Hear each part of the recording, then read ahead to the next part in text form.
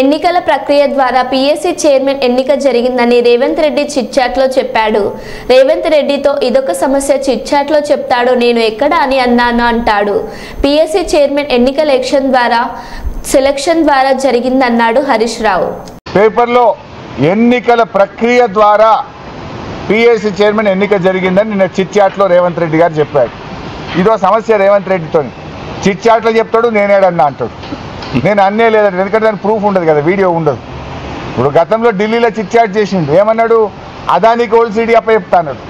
ఏం సంగతే, నువ్వు ఎట్లా అప్పచెప్తావు అదానికి ఓల్డ్ సిటీ అని మేము అడిగితే అసెంబ్లీలో ఏమన్నాడు, నేనేడే చెప్పిన పేపర్ వాళ్ళు తప్పు రాసిరు అన్నాడు.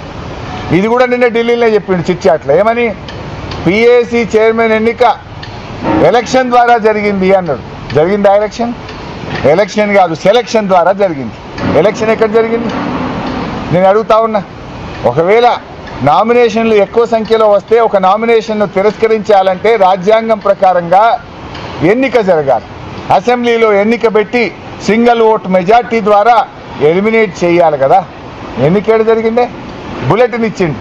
It is not election, it is the selection of Revanth Reddy. ఎందుకంటే ఎలక్షన్ జరిగితే స్పీకర్ గారు శాసనసభ విలువాలి కదా. శాసనసభలో నేను వేసిన నామినేషన్ను తిరస్కరించాలంటే అది స్పీకర్ గారు కాదు, సభ నిర్ణయించాలి. ఎలక్షన్ ప్రక్రియ ద్వారా నిర్ణయించాలి తప్ప ఒక వ్యక్తులు నిర్ణయించడం కాదు. అంటే నోరిప్పితే అబద్ధాలే.